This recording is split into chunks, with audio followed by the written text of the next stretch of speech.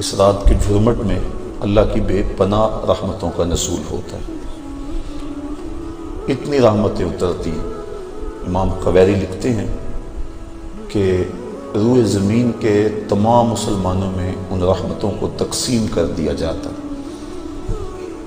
رحمتیں پھر بھی بچ جاتی ہیں۔ جتنی فرشتے لے کر رحمتیں آتے ہیں، وہ رحمتیں سب کو دینے کے باوجود بھی رحمتیں بچ جاتی ہیں۔ پھر وہ رحمتیں دارالحرب میں رہنے والے کافروں میں بانٹی جاتی ہیں، اور جس قافر کو اس رحمت سے حصہ ملتا ہے اللہ اسے اسلام عطا فرما دیتا ہے۔ یہ جو آپ آئے دن سنتے رہتے ہیں کہ فلاں عیسائی مسلمان ہو گیا، فلاں ہندو مسلمان ہو گیا، تو امام قویری آپ لکھتے ہیں، آپ فرماتے ہیں یہ شب قدر کو آنے والی رحمتیں ہوتی ہیں، مسلمانوں کی جھولیاں بھر دی جاتی ہیں، اور پھر اس کے بعد جب رحمتیں بچ جاتی ہیں تو وہ دارالحرب کے اندر رہنے والے کفار کو بانٹ دی جاتی ہیں، اور انہیں اللہ پھر بعد میں ایمان عطا فرما دیتا ہے۔ اور ایک روایت کے لفظ اس طرح ہے کہ پھر وہ رحمتیں چھوٹے بچوں میں بانٹ دی جاتی ہیں۔ اللہ کی رحمتیں کتنی عمیم ہیں اور اس کی رحمتیں کتنی وسیع ہیں۔ اللہ تعالیٰ کے محبوب علیہ السلام نے اللہ کی بارگاہ میں یہ عرض کی تھی کہ مالک، میں اب اپنی امت کو تیرا سلام پہنچاتا ہوں، تیری جانب سے جو سلامتیاں وصول کرتا ہوں وہ اپنی امت کو میں دیتا ہوں، تو جب میں چلا جاؤں گا تو تیری طرف سے اترنے والی سلامتیوں کو اور سلام کو میری امت تک کون پہنچائے گا؟ تو اللہ تعالیٰ نے سورۃ القدر نازل کی، جس میں فرمایا سلام محبوب فکر نہ کر، فرشتوں کی ڈیوٹی لگا دی ہے، وہ قیامت تک تیری امت پر سلامتیاں نازل کرتے رہے۔ تو اس رات کے جرمٹ میں بے پناہ برکت ہے۔ ویسے تو حدیث شریف میں آتا ہے کہ اس کو طاق راتوں میں، آخری عشرے کی طاق راتوں میں تلاش کرو، لیکن حضرت ابی بن کعب رضی اللہ تعالیٰ عنہ قسم کھایا کرتے تھے کہ مجھ سے قسم لے لو کہ شب قدر جو ہے وہ 27ویں کی رات ہے۔ حضرت بایزید بسطامی فرماتے ہیں میں زندگی میں 2 مرتبہ شب قدر کو پایا ہے، اور دونوں مرتبہ 27ویں شب کو ہی پایا ہے۔ حضرت ابو الحسن ایک بزرگ ہیں، وہ کہتے ہیں جب سے میں نے ہوش سنبھلی ہے اس وقت سے لے کر اب تک ہر سال میں شب قدر کو پاتا ہوں، اور میرا تجربہ یہ ہے کہ اگر پہلا روزہ پیر کا ہو تو شب قدر 21 تاریخ کو ہوتی ہے، اور اگر پہلا روزہ جمعرات کا ہو تو شب قدر 25 تاریخ کو ہوتی ہے، اور اگر پہلا روزہ جمعے یا منگل کا ہو تو شب قدر 27 کو ہوتی ہے، اور اگر پہلا روزہ جو ہے وہ اتوار یا بدھ کا ہو تو شب قدر 29۔ اس کی رحمتیں بازو پھیلائے آواز دیتی ہیں بندے کو کہ کوئی ہے بخشش مانگنے والا، کوئی ہے رزق مانگنے والا، کوئی ہے سوال کرنے والا، میں اس کی جھولی میں بھرا ہوں۔ ہم تو مائل بکرم ہیں، کوئی سائل ہی نہیں، راہ دکھلائیں کسے، کوئی راہ روے منزل ہی نہیں۔ صرف 4 اشخاص ہیں جو اس رات محروم رہتے ہیں، ایک عادی شرابی، شراب کا رسیہ، دوسرا والدین کا نافرمان، تیسرا قاطع الرحم، خون کے رشتوں کو توڑنے والا، اور چوتھا وہ شخص جو سخت دشمنی رکھنے والا۔ اور سخت دشمنی اس کو کہتے ہیں جو 3 دن سے زائد ہو، کیونکہ مومن جب ایک دوسرے سے ناراض ہو جاتے ہیں تو 3 دن سے زیادہ ناراض نہیں رہتے، تو جو 3 دن سے زیادہ ناراض ہیں ان کو سخت دشمنی رکھنے والا کہا جاتا ہے۔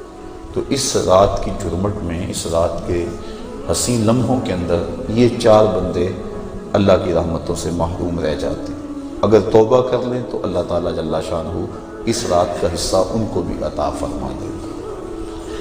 اور ایک حدیث کے اندر آتا ہے کہ جو شخص شب قدر کو 2 رکعت نوافل اس طرح ادا کرے کہ سورہ فاتحہ کے بعد 7 مرتبہ سورہ اخلاص پڑھے، اس کے بعد سلام پھیر کے کہے استغفر اللہ و اتوب الیہ، اور یہ 70 مرتبہ پڑھے بعد میں، تو اپنی جگہ سے اٹھے گا نہیں کہ اللہ اسے بھی اور اس کے ماں باپ کو بھی بخش دے گا، یہ اللہ اسے انعام عطا فرماتا ہے۔ انشاءاللہ بعد میں ہم اس کا اہتمام کریں گے، اور بھی نوافل وظائف اور مختلف جو ہیں وہ شب قدر کی برکتیں اور فضیلتیں ہیں۔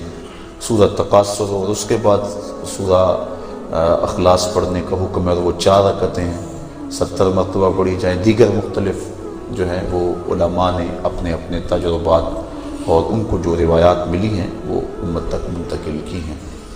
تو یہ رات اپنے دامن میں اس اعتبار سے بہت ساری رحمتیں لیے ہوئے ہمارے ہاں جلوہ گر ہے۔ اللہ تعالیٰ اس رات کی برکتیں ہم سب کو نصیب فرمائیں۔ اس کو توبہ و انابت کی رات بھی کہا جاتا ہے۔ جب انسان جاگتا ہے اس رات میں، اللہ تعالیٰ جل شانہ ما قبل کے سارے گناہوں کو معاف فرما دے۔ وہ فرمایا کہ من قام لیلۃ الصیام، لیلۃ القدر اس سے مراد ہے، ایمانا و احتسابا غفر لہ ما تقدم من ذنبہ، جس نے لیلۃ القدر کو قیام کیا اللہ تعالیٰ اس کے پچھلے سارے گناہوں کو معاف فرما دے۔ ایمانا و احتسابا، 2 شرطیں ہیں، ایمان کی حالت میں اور دوسرا اپنے نفس کا محاسبہ کر رہا ہے، کیونکہ اپنے نفس کو محاسبے میں رکھنا چاہیے، اس کو بے لگام نہیں ہونے دینا چاہیے۔ جو پڑھ رہے ہیں کہہ رہے ہیں اس پر مانن استحضار موجود ہو، اور ہم اگر توبہ کریں، رجوع لائیں اس کے حضور، تو وہ صرف زبان سے نہ ہو بلکہ ہمارے دل کی اتھاہ گہرائیوں سے۔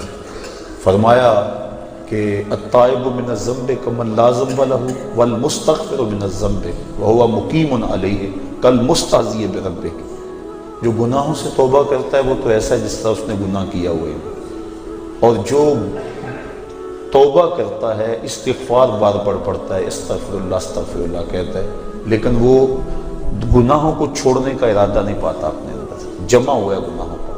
کہا کل مستہزئ بربہ، وہ اپنے رب سے مذاق کرنے والا ہے کہ جس پر استغفار کر رہا ہے اس کو تو چھوڑ ہی نہیں رہا، اس کا تو ارادہ ہی نہیں کر رہا کہ میں نے اس کو چھوڑنا ہے، تو وہ تمسخر کرنے والا کہلاتا ہے۔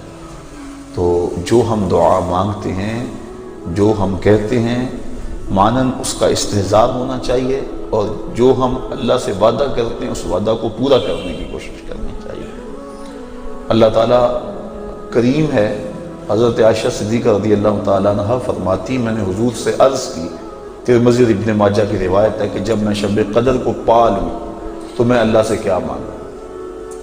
تو حضور نے جو دعا تعلیم دی وہ یہ تھی کہ اللہ کی بارگاہ میں پھر عرض کرنا کہ اللہم انکا عفو کریم تحب العفو فاعف عنی، اے اللہ تو معاف کرنے والا ہے، کرم فرمانے والا ہے اور معافی کو پسند کرتا ہے، مجھ سے درگزر فرما لے۔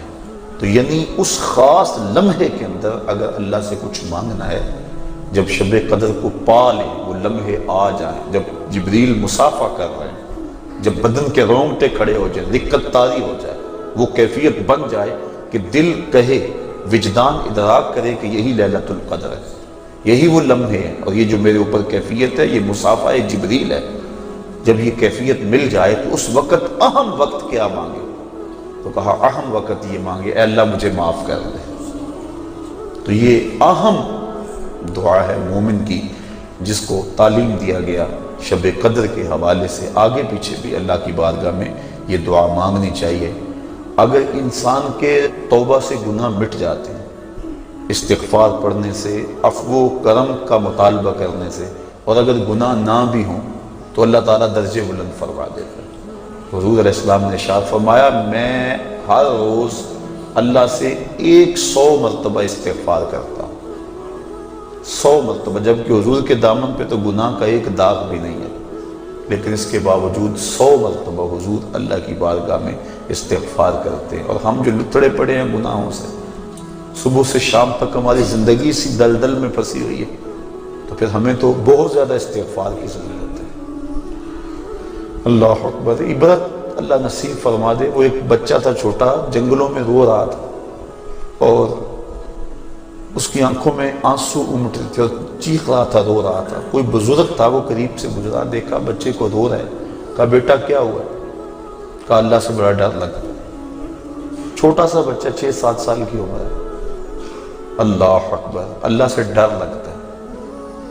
تو اس نے کہا بچہ تیرے تو نامہ اعمال میں بھی گناہ ہی درج نہیں ہوا، جب تک انسان بالغ نہیں ہوتا تو نامہ اعمال نہیں کھولا جاتا، جب بلوغت ہوتی ہے تو فرشتے نامہ اعمال کھول کے بیٹھ جاتے ہیں۔ تو کہا تیرے تو نامہ اعمال میں گناہ ہی نہیں ہے، تو کیوں رو رہا ہے؟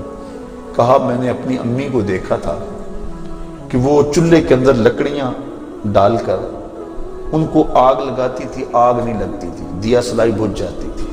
اس نے چھوٹی چھوٹی لکڑیاں لی اور ان کو توڑ کے نیچے رکھا، پہلے چھوٹیوں کو لگائی اور ان کو لگی، پھر بڑیوں کو لگ گئی۔ تو میں اس وقت سے چیخ رہا ہوں کہ حشر کے دن جہنم کے اندر بڑے بڑے گناہ گاروں کو ڈالا گیا، آگ نہ لگی تو مجھ چھوٹے کو نہ رکھ لیا جائے۔ یعنی خوف اور خشیت کا عالم دیکھیے۔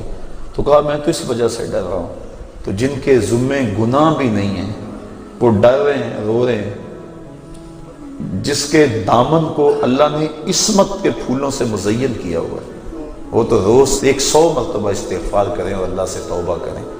اور ہم جو سراپا گناہ ہیں، ہماری سوچ، ہماری فکر، ہمارے خیال، ہمارے کاروبار گناہوں میں لچڑے ہوئے سب کچھ، تو اس لیے ہمیں بہت زیادہ ضرورت ہے اس بات کی کہ ہم اللہ کے حضور رجوع کریں۔